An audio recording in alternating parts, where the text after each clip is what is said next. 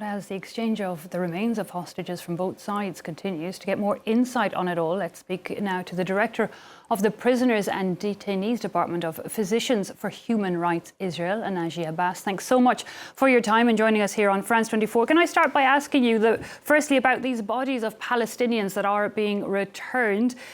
More and more reports about those bodies showing signs of torture. What more can you tell us about that? Good morning, first of all. Actually, these bodies which were returned to Gaza in the last week are a live evidence of what we are warning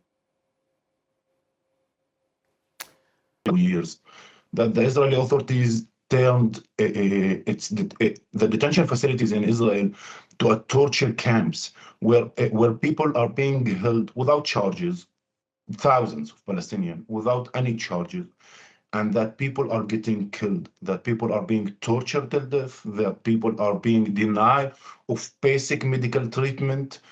We documented dozens of cases of people who died and medical neglect. These bodies are evidence of what we are warning in the last 2 years. And the main question, who are these bodies? Why Israel is holding?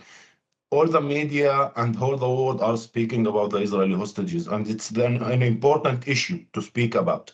But no one is asking, who are these people that Israel is returning their bodies? And we are speaking, Israel will return hundreds of bodies, and what we are saying, thousands of bodies. And no one is asking these questions. Israel is returning these bodies. Unfortunately, Mr. Abbas, we are having some technical difficulties with our connection to you. But as you mentioned, there are thousands of Palestinians being held in so-called administrative detention, not charged, held, I believe, for months, years even, by Israel. You're telling us clear signs of torture going on in Israeli prisons.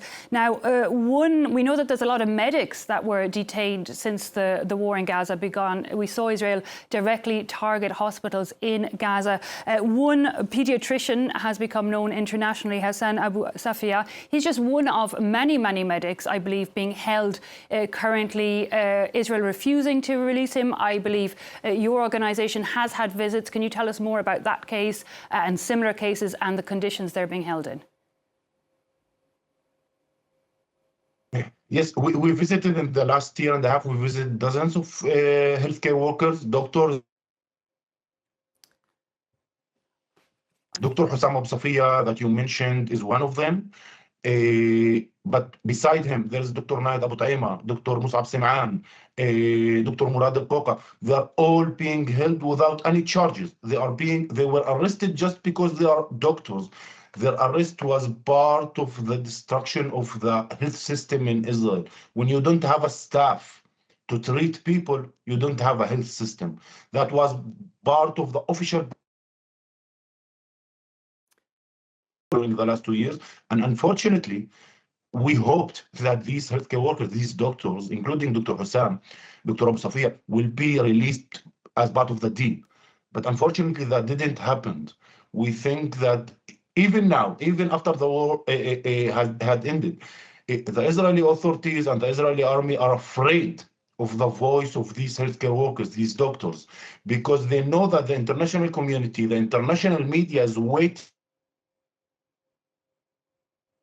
testimonies to hear what they have faced, what they have suffered. And here we should mention that 4 doctors died in detention. Dr. Adnan al-Borsh, one of them, died in Ofer prison a year and a half ago. And we don't know that if his body was returned yet or not. But I think it wasn't returned yet, Dr. Adnan al-Borsh body.